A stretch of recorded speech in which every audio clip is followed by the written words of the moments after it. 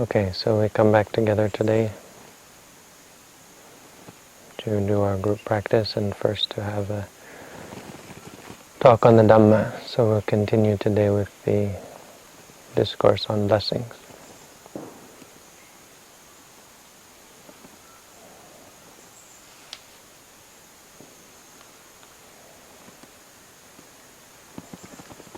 So during the time that we listen to a talk, during the Dhamma talk, we begin to prepare ourselves for the meditation. The purpose of listening to the Dhamma is for preparing us for the meditation practice. We're not trying to take notes or pick up new ideas or new ways of thinking. We're just trying to collect our thoughts and bring our mind, collect our mind and bring our mind back to the reality in front of us. We're trying to learn what is the correct method of practice and how we can develop right practice.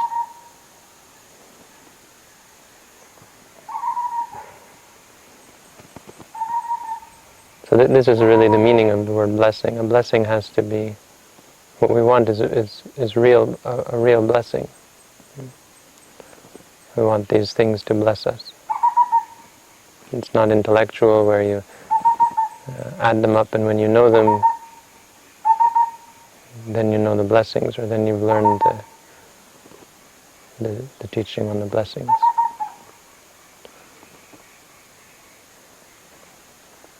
The point is that we should really and truly put these into practice, and the more we are able to put them into practice, the more blessed our lives will be.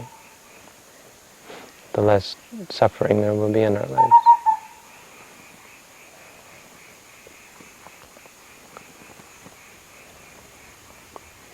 So we reach the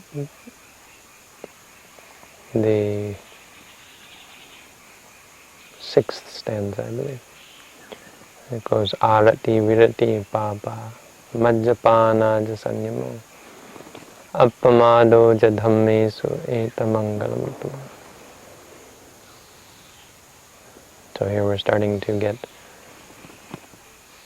closer to the actual meditation practice. Arati virati papa means the abstention, the giving up of evil, the refraining from intoxicating drinks, majjapana jasanyamo. Appamado jadhammesu means vigilance or heedfulness in regards to the Dhammas, in regards to the realities. Eta Mangala Sutta. So fairly simple teachings. There's not much theory to go through here. Only to use these to set our minds on the right path. Arati virati papa is actually quite a simple teaching.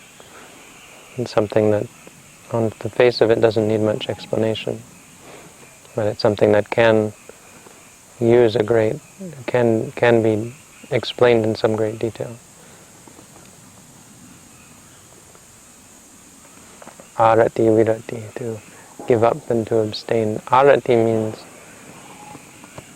to give up your desire for it, or give up your delighting in it. Virati means the same thing. Vi and a means to not delight in it. Virati. Vi means to give up or to take out. Ratta means delight.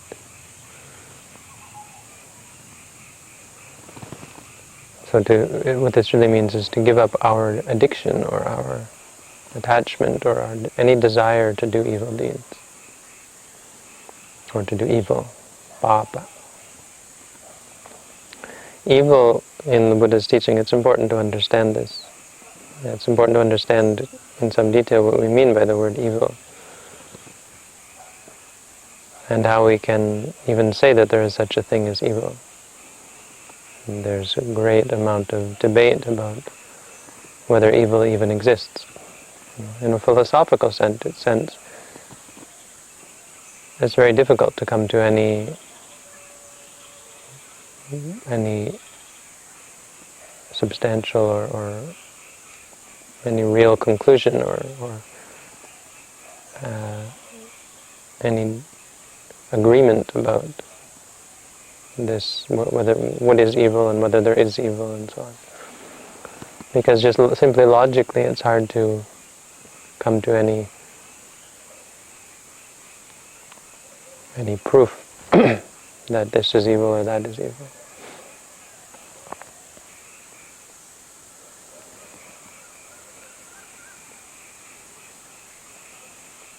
So in Buddhism we have just one more theory about what is evil, and it's not the only theory.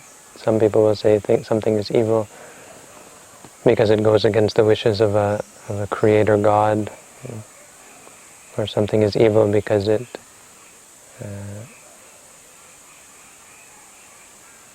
goes against the society, or it goes against the culture. People will say something is evil because it goes against your own intentions.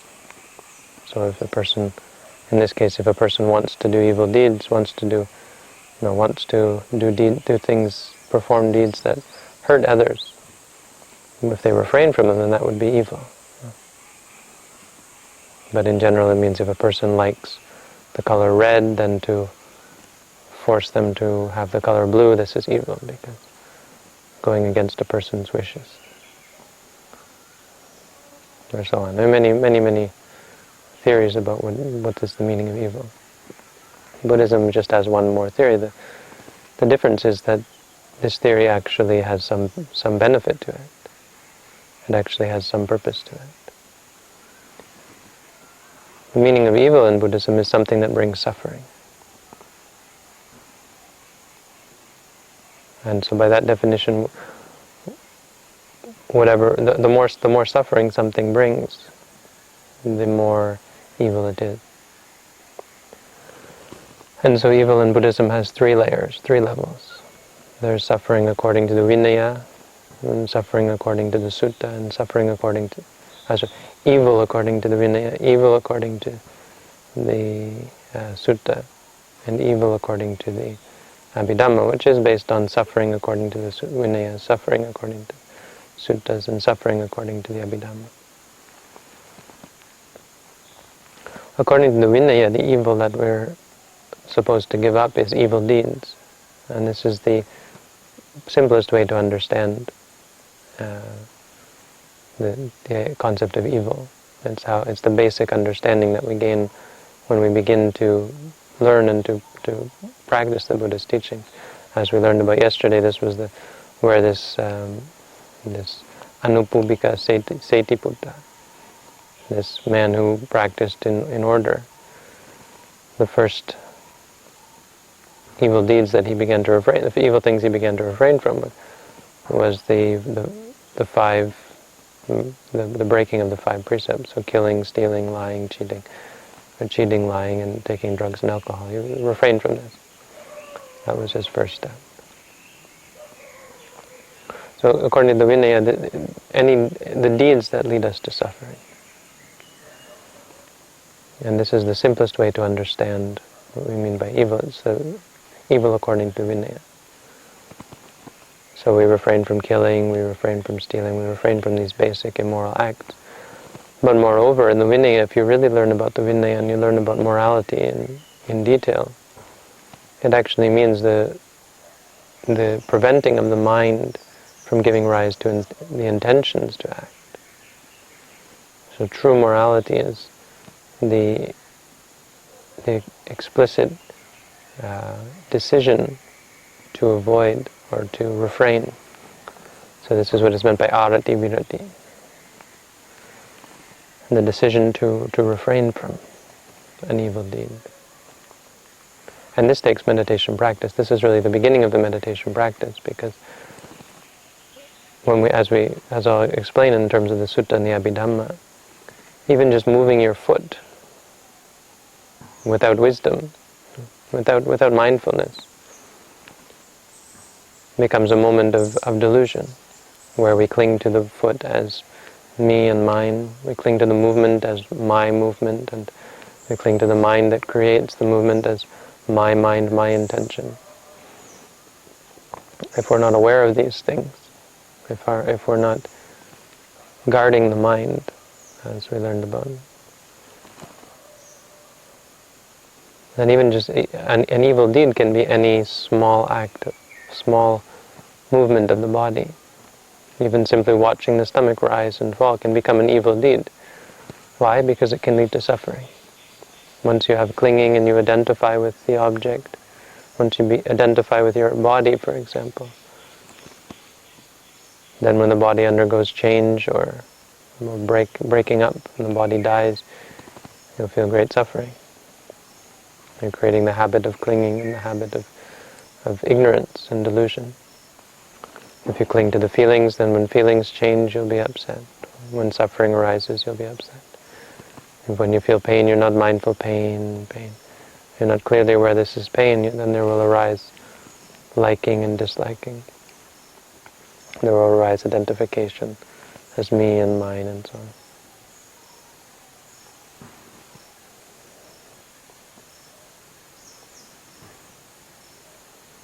So the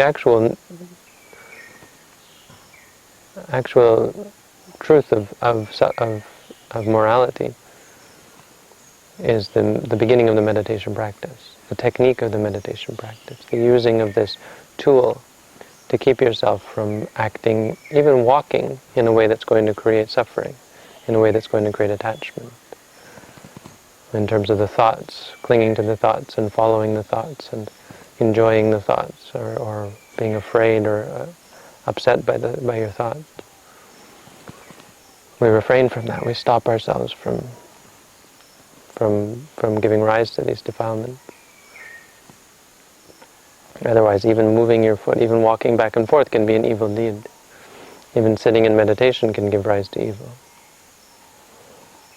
Because what we mean by evil, again, is that which brings suffering. So sitting can bring great suffering. Sitting meditation for a beginner meditator is really an evil thing in that sense.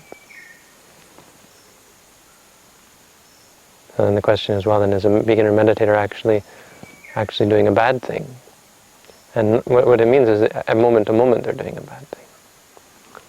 Moment to moment they're giving rise to defilement and therefore suffering. But the point is that because they're meditating, they're going to see that. So the only way to truly give up evil is to come and see that it's evil.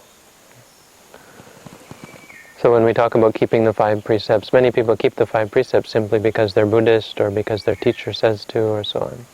But a Sotapanna, an enlightened being, doesn't require such teaching. They do it because they know it leads to suffering. They refrain from evil because they've come to understand evil. So rather than repressing or pushing away or stopping, forcing themselves, saying no, when they want to do something, to refrain from it, they simply don't want to do it anymore because they've come to see it for what it is. This can only come from actually watching the evil. So in a sense, you require evil. You have to see that it's evil. You have to see that it's causing suffering. You have to see the suffering. And you have to let go of the suffering. And you have to be able to change your behavior. So this is suffering according to the Vinaya. According to the Sutta, is the actual meditation practice. The evil according to the Suttas. Evil according to the Suttas is the states of mind that are evil. The thoughts of anger and thoughts of greed and so on. The mental intention, karma, for example. Buddha said karma is not the actions, karma is the intentions. So in the Sutta, it's all about creating wholesome intentions. Creating wholesome mind states. Bhavana, kamathana, vipassana, samatha, vipassana. Developing developing our minds, developing calm and tranquility, and developing insight. This is the second layer of evil. This is what we're trying to do away with here. In meditation practice, you come to understand how many layers of evil there are, and really how profound this simple teaching is on giving up evil. How important it is to be reminded and to realize this. Because what you realize in meditation is that whereas before we thought we were a generally good person, we're quite perturbed by the fact that throughout our lives we've done such a great amount of evil, really. Remember how we've hurt other people, remember how we've hurt other beings, remember how we've caused stress and suffering.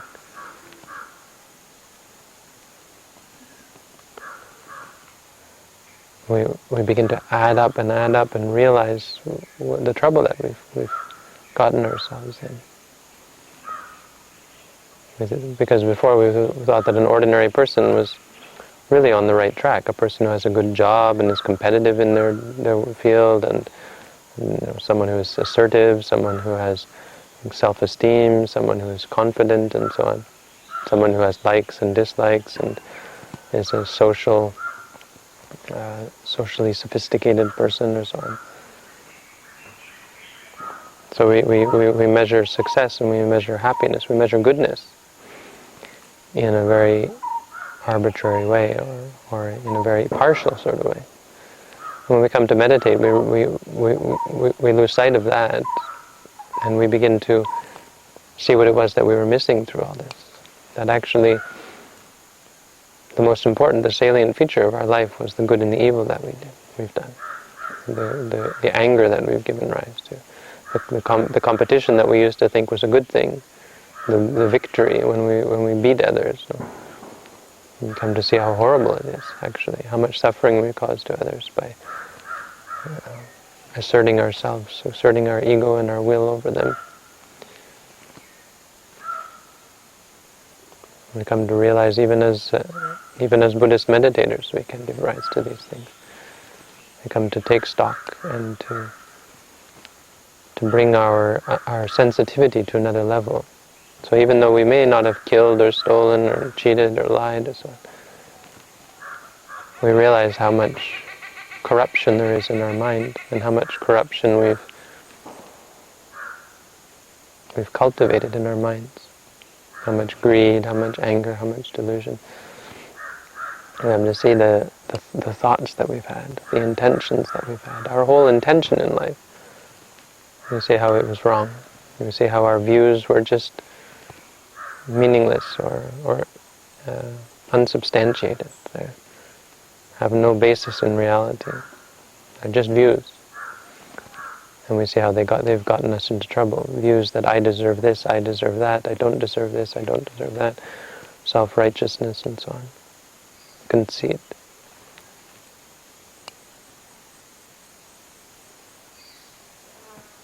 And to see how we've developed enmity towards other beings, and we've developed grudges and feuds and vengeance. How we've developed addictions, how we've developed our lusts and our desires, and how our mind is now like a fire because of these things. When you come to practice meditation, it feels like your head is on fire, sometimes. For a person with much delusion, it feels like your head is in a dryer spinning around. It's like your mind is boiling, with the water bubbling up. With greed, it feels like your mind is in a cesspit. It feels like your mind is slimy and dirty. With anger, it feels like your mind is on fire. You feel this when you meditate. Not viscerally, but these are good analogies. This is how it appears to the meditator. One becomes quite distressed by this through the practice of meditation. So this is the evil that we're trying to give up, and of course we do this is the actual meditation practice. Once you're able to clear your mind and create the clear thought, once you have turned your mind away from the projections and the judgments, the partialities, and you're just seeing things for what they are. Once you can see things for what they are, the next step here is the concentration, and this is really what the suttas focus on. How to focus the mind, how to bring the mind into focus, where it will be able to see things clearly as they are. So, and then the third level of evil is the Abhidhamma level. It's really the most important, whether you read the Abhidhamma or learn the Abhidhamma or not. What we mean by the Abhidhamma level is not necessarily referring to the Abhidhamma Pitaka, but it means on an ultimate level, on a level of ultimate reality. Because the suffering on ultimate reality is that everything has the characteristic of dukkha, or what we say suffering. And so the meaning here is not that it's painful, meaning that is that it's meaningless, or useless, purposeless, unbeneficial, unsatisfying.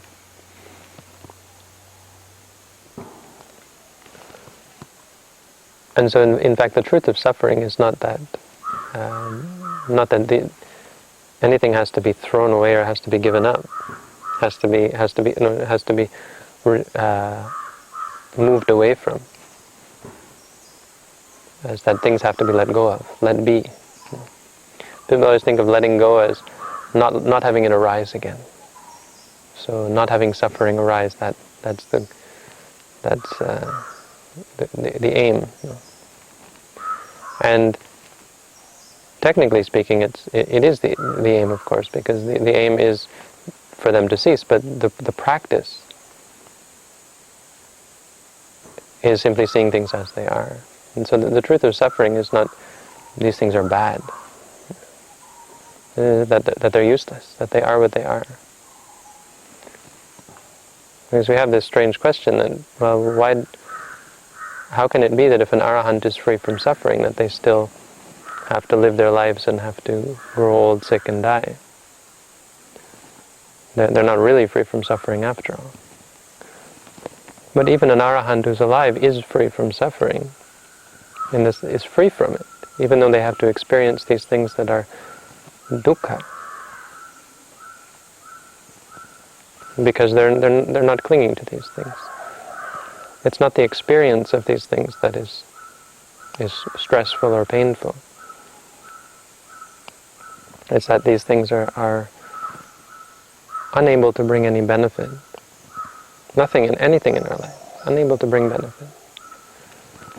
Why I try to explain it like this, and it's not to say that it's not true, that the cessation of all of this is true peace. Because with the realization of cessation of nibbana, there is no arising. During that time, there is no seeing, no hearing, no smelling, no tasting, no feeling, thinking. But the problem is that when people begin to realize that everything is meaningless and useless, they then go too far and they take the next step and say, therefore, it should all be gotten rid of. And many people actually feel like killing themselves. Or they get worried and concerned that they might decide to kill themselves. They become worried and concerned that they're going to have to radically change their lives, or they're going to, or concerned that they're just going to become a zombie, perhaps. Actually, I've had people who have become concerned that they're going to maybe kill themselves. As a result of this, they're afraid, or they even feel the desire that they should just end their lives. But this is really going too far.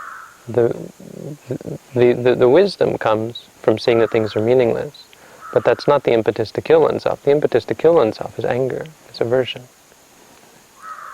The impetus to kill yourself is the aversion towards these things, which is still a form of clinging.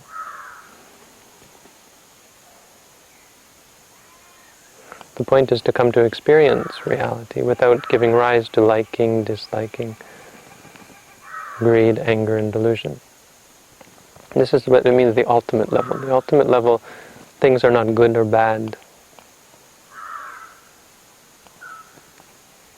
Experience is not good and bad. What is bad is the clinging to it. What is good is the letting it go. So evil, on an ultimate level, is the moment-to-moment mind states, or you can say even more is the ignorance that causes us to give rise to formations, avijja paccaya sankhara, that causes us to form opinions, to form preferences and judgments.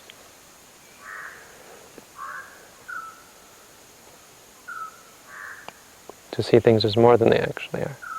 To judge what you see, to judge what you hear, to judge what you feel and judge what you think and so on.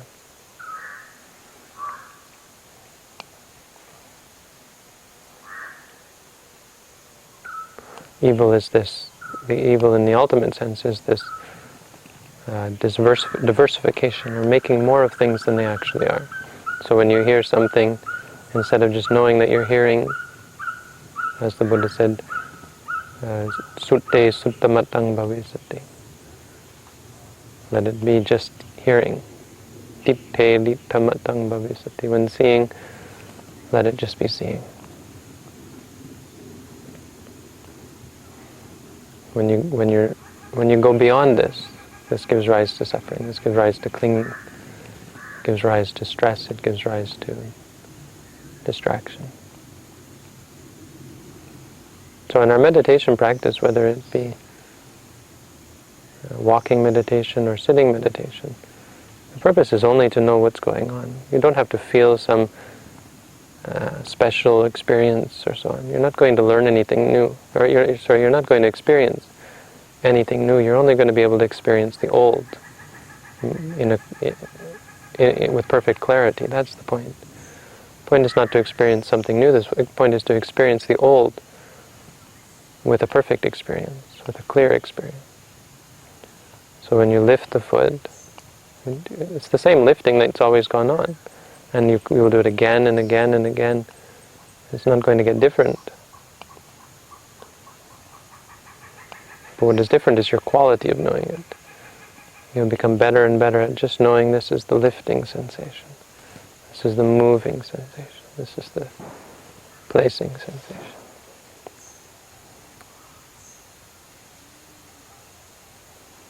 Or when we do sitting and we know that this is the rising sensation, this is the falling sensation. It's nothing new. The new is getting rid of the old, getting rid of the projections, the conceit and the views, the idea that it's me, that it's mine, so on. These are the evil things, and the formations that arise. The conceptual understanding, or the attachment, or the delusion of seeing things conceptually. So when we hear, we think of that as being a person or a place, or a person or a thing. We hear a person saying nasty things and we think that's a person who I don't like saying nasty things to me. This is delusion. This is conceptual. The reality is just sound. Even science can verify that. When you hear a sound, there's no person, there's just the sound. You can't experience another person. You can only experience the sights, the sounds, the smells, the tastes, the feelings, and the thoughts. This is the ultimate reality level. If you can function on this level, at least during the meditation practice, you'll be able to see what is meant by this clear state of mind. You'll be able to see the truth of the experience, the truth of reality. You'll be able to give up evil and find your mind naturally inclining away from things that create stress and suffering. Just by seeing things for what they are, you'll be able to see what is stress, what is suffering, what is the cause. It's quite simple, a simple theory, and it's quite a simple practice. But because of our habits of clinging to things and misunderstanding things, and our habits that have been developed under blindness. If you think back to most of our habits, we've developed them just at random. We always complain that there's no manual to life. And it's really because there is no user's guide that we develop our habits. Not for any reason, not for any particular purpose. It happens to be the way we develop them. And so they could be totally against our best interests. and they generally are, why our habits are often totally harmful to us, is because they're being developed under the veil of ignorance, and often under the influence of greed and anger as well. So the Abhidhamma version is just the meaning to see things clearly as they are, to see experience, momentary experience, as a momentary experience, seeing it that it is what it is. This is the giving up of evil, the giving up of any kind of diversification, any kind of mental formation about the object. So this is what is meant by arati virati papa. Manjapana jasanyamo. This is quite interesting, really, because manjapana jasanyamo means giving up intoxicating drink. And it's funny how the Buddha singled this one out, because it's always the one that gets singled out for exclusion. People will often think that the first 4 precepts are easy to understand, not killing, stealing, lying, cheating, lying, because those 4 actually hurt someone else. So people completely misunderstand the purpose of the precepts, thinking that there's nothing wrong with alcohol because you're not doing any violence to another person, so therefore it's not evil. So we believe that drinking alcohol is something that's not evil. Well, how can it be evil? You're not hurting anyone else, right? So we have a complete misunderstanding, or an understanding of evil that is totally opposite to the Buddha's understanding, which is that it causes suffering for us. When you kill, the problem is not that the other person dies. The problem is the suffering that you create in your own mind. The perversion, the amount of force and disharmony that you create in your mind, yourself wanting to find peace and happiness, and yet intentionally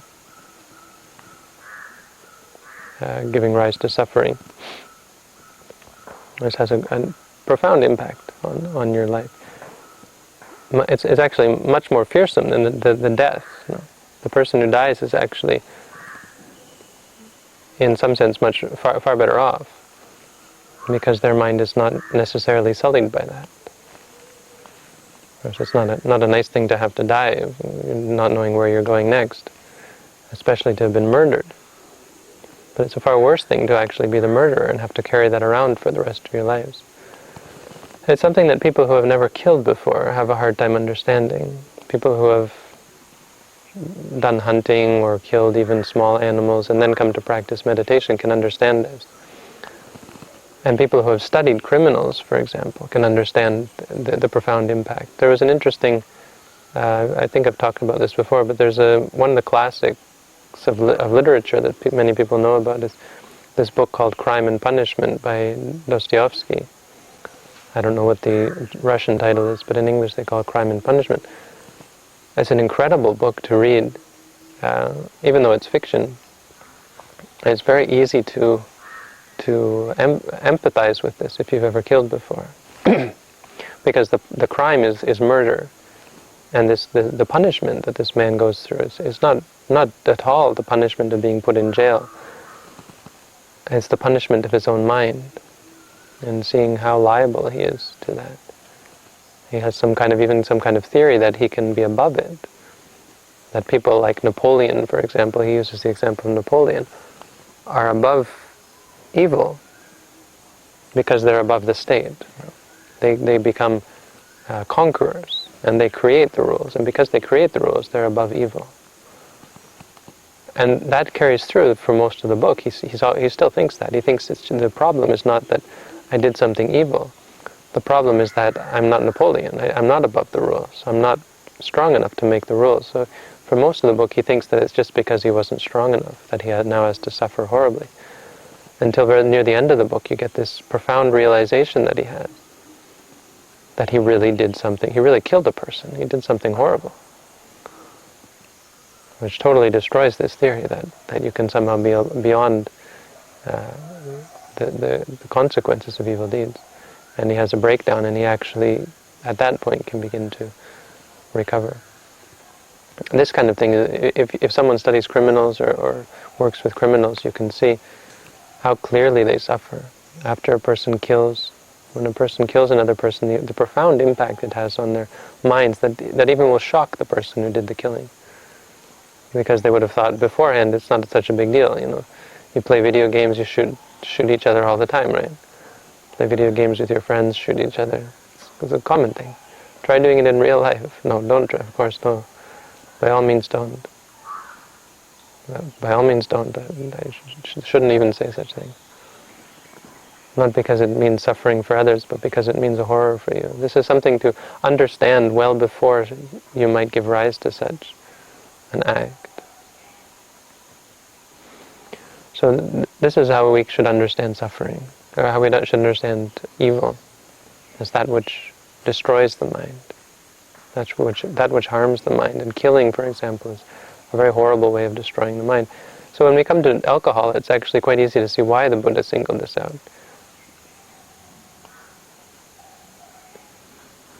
Because it directly relates to the mind. Why do you take alcohol? Except to affect your mind. And the only effect that alcohol has on you is to pollute the mind, to cloud the mind.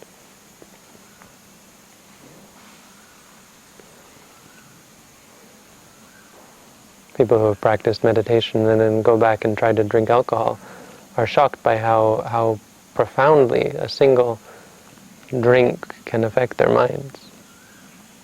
They would have thought before, well, surely one drink is not going to get in the way of my meditation. And a person who's never meditated would be vehement that even a few drinks shouldn't impair you. And people who say they can still drive a vehicle under the influence of some alcohol. And then they go further and further with that, thinking they can drive even when drunk and so on. But a person who's practiced meditation, who goes back and tries that, will be quite amazed by how quickly the mind becomes impaired. How difficult it is to even create an ordinary thought, let alone a clear thought. How impossible a clear thought becomes, because goodness and evil are measured on the clarity of the mind. Alcohol has an evil effect on the body, on the mind. The only way you could possibly avoid it is if you were already enlightened and somehow someone were to press alcohol on you or force you to drink it or so on.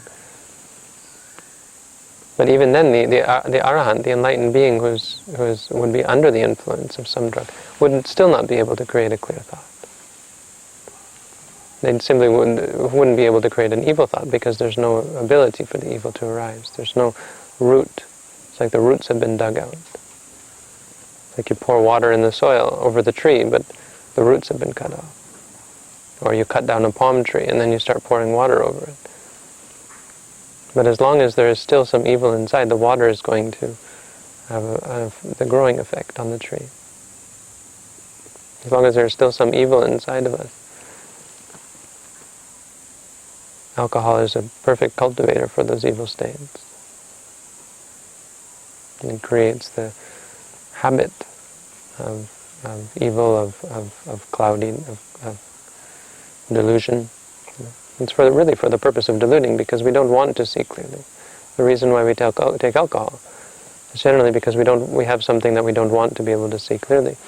Where even when you go to a party, if you see clearly, you see someone and you say, or you're able to think clearly, then you'll think, oh, but what if I say something stupid or so on like that, and you'll feel self-conscious and concerned about your appearance and so on. So because you can form clear thoughts. But when you get drunk, this is why people want to drink alcohol, because you can throw that all out the window. You will say stupid things, but you won't care. You're unable to see clearly. You're unable to see when you do something stupid. If you say something really stupid, you don't feel self-conscious. You don't even know that you said something stupid. Or you don't even realize that there are consequences with it. You might say something to anger other people. Often this is why drunk people get into fights, because they don't realize that they're harming them. Normally when you make someone angry, you become quite afraid, right? Oh, maybe he'll hit me. Maybe this person will yell at me. Now you're like, come on, bring it on. Let's fight, or yelling and so on. So the reasons for taking alcohol are really the opposite of the reasons for practicing meditation. It's most important one to single out, because it relates back directly to the mind. Obviously it's possible to kill unintentionally. It's possible to steal something not knowing that it's not yours or so on. So it's only because of the intention in the mind that these things become evil. But drinking alcohol, the very intention to drink the alcohol, it can't be mitigated. And so even if you know that you don't know that it's alcohol, or you don't know that alcohol is going to have an effect on you, it still has an effect on your mind. Even if you don't drink the alcohol intentionally, and then it goes down your throat. One time I was at someone's house, and there was no water in the house, and the water was contaminated or something, so we had to drink bottled water. And I went to the fridge, and there was a glass of water there, sitting there, and I was so thirsty that I drank it back. And it turned out to be vodka, for example. And I spit most of it up, but even if you drink it in that case, it's not something you can use it as an excuse. Well, please don't make me drunk. Please don't affect my mind. I didn't mean to drink it. There's no mitigating potential. So, Majjapana Sanyamo. People should clearly understand. It's a shame to hear about people who think they can practice Buddhism and still take drugs or drink alcohol. It's totally opposite to what we're trying to do. We're trying to create a natural and a clear state of mind, an objective and an impartial state of mind. So trying to create any other sort of state of mind, this is opposite to our intention. And the third one is, of course, the most important. Appamado Yuttadhammo. This is the clear teaching of the Buddha. This is the core of the Buddha's teaching. We've been going through this at the Dhammapada.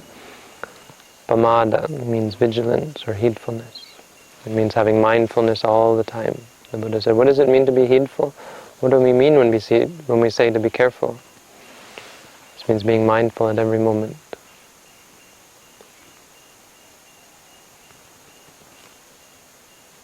It is important to understand that when we practice meditation, even if we practice for an hour, we can practice for a whole hour without having any benefit from the practice. And on the other hand, according to the Visuddhimagga, taking 3 steps with perfect mindfulness is enough to become an arahant. There was one monk who wasn't even a sotapanna, but he had practiced, but he had made a determination to be reborn in the time of the next Buddha and become enlightened then. And so he didn't exert himself for enlightenment. Well, as he was dying, his students asked him, and he said, I haven't gained anything from the practice. And they said, what? You're going to die like that? Please, exert yourself. And so he said, okay, then you want to see something? We'll prepare the walking place.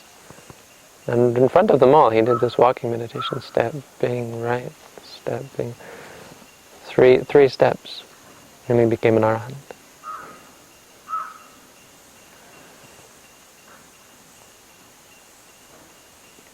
Normally, for most of us, how it goes is we might take 3 steps and suddenly our mind has wandered already. The first step might be very mindful, the second one partially mindful, and by the third one, something from the second step has already taken us away. And then we might take 10 more steps without being mindful. So a very important part, this is what it means to guard the mind. Cittang guttang sukhavahang, guarding the mind with morality. What we mean by morality, to keep the mind from following after the thoughts, following after the pains, following after the memories, following after the sounds and the sights and the heat and so on.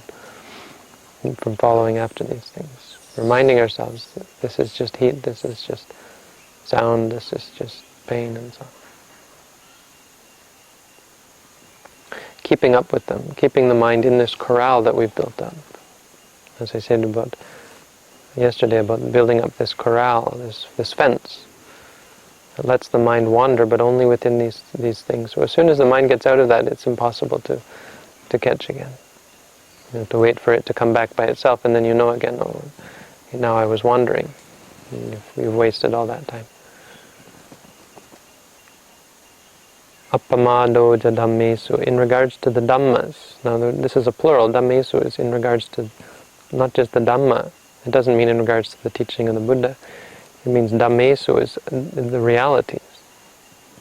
It means in regards to the experiences that we have. When the foot moves, in regards to the sensations of moving, the elements of the coolness of lifting your foot and the pressure in the leg, the pressure when you move and the coolness of moving the foot, putting the foot down in the heat and the touching of the floor, the hardness of touching the floor. Continuing, creating this chain of mindfulness, where from one moment to the next you're mindful, guarding your mind like a sleeping baby, keeping the mind in its train of thought, just as trying to keep a baby asleep. If you break the baby's sleep, if you take the baby's attention away from its sleep, right away the baby will wake up. In the same way, if you let your mind get distracted for just a moment, let your mind cling to one thing, forget to be mindful of one thing, whether it be a sensation or a thought or an emotion, you've lost the meditation. So this appamado yuttadhammesu is just a teaching on the meditation. In the sitting meditation, rising, falling. It doesn't mean that you have to stay with the rising, falling the whole time. You start with the rising and the falling of the stomach, and when the mind goes off, just make sure that you're there with it. That you still have these fence up. So if it's going to go that way, you're going to be there with the fence. Stop it. The Buddha gave this teaching, Yani sotani lokasming sati te sang nivarayang. That whatever streams, whatever outlets there are in the world, Yani sotani lokasming sati te sang nivaranang. Mindfulness is that which stops them. Stops the mind from chasing after things. Stops the arising of this outflow or leaking, or whatever leaks there, leaking in the mind. Losing your presence, losing your equilibrium, unbalancing the mind. So it is mindfulness that stops this, like a gate, like a fence. So these things are a blessing for us. This is where we find our blessings. We don't find our blessings in sights or sounds. We don't find our blessings in chants or holy objects, protective charms and amulets and so on. We don't find a blessing in gods or angels or even other people. We find a blessing in our practice. And through our practice we are able to give up evil. We are able to become free from suffering. Through our practice we're able to develop a clear mind. We're able to attain this state that is so seemingly impossible, to not be bothered by anything, to be perfectly at peace in the face of any experience. This is where we strive for, and we're able to attain it at every moment when we practice. Something that seems impossible, that everyone must have their anger, everyone must have their greed. Some people are vehement that it's impossible to give these things up. And so as a result they think it's futile to try, or else it's contrary to nature. So, and if it weren't possible, then you might have a reason to believe this. Our theory and claim in Buddhism, and our realization through our practice, is that such a state is actually quite easily possible. And many people are able to gain it in a very short time. Just this, meaning just the preliminary practice, not meaning that they're enlightened, but able to enter into this path of practice where they begin to see things just for what they are, and where they're able to experience things without any liking or disliking, without any attachment. Where they're able to experience things that are very difficult to experience. They're able to experience great suffering, physical suffering or external evil, when people hurt them or act in a way that is unpleasant, they're able to deal with difficult situations where they may be evicted, where they may be punished, or where they may be abused and so on, without suffering, without having any mental suffering. This I should think is obviously a great blessing. It's perhaps more than a blessing. It's something that sounds too good to be true, and so it's the ultimate good. This is what we gain by giving up evil. We should never lose sight of this, that it's not getting what we want, it's the giving up of wanting. It's not the freedom from the things that we don't want, it's the giving up of disliking, the giving up of evil, both deeds and thoughts and actually all reality, giving up any attachment to any reality. This is what we mean by freedom from suffering, freedom from evil. So that's more on the blessings, just more food for thought, and hopefully more explanation on how we should develop the meditation practice. So another talk for today, and now we'll continue on with our meditation.